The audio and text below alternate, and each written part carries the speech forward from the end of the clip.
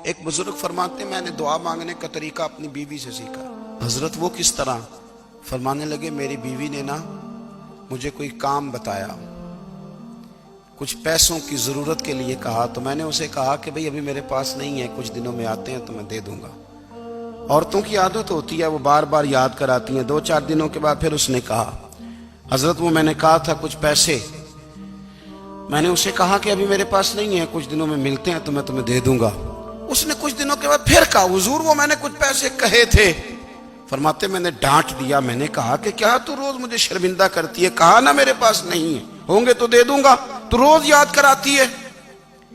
फरमाते, उसने पहले तो मेरी डांट को सहा, फिर मेरे सख्त जुमलों ने उसकी आंखों में आंसू पैदा कर दिए, फिर उसने अपने आंचल में अपने उस दुख को समेटा और फिर उसने एक जुमला कहा तो मैं रो पड़ा और मुझे अपने रब से मांगने का तरीका आ गया।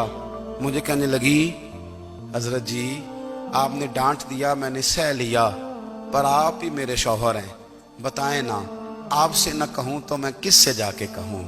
फरमाते हैं, मैं रो पड़ा और मैं खुल के रोया और मैं तड़प के रोया और फिर मेरी सिसकियां बंद गईं। तो मुझे कहने लगी, आपको क्या हुआ?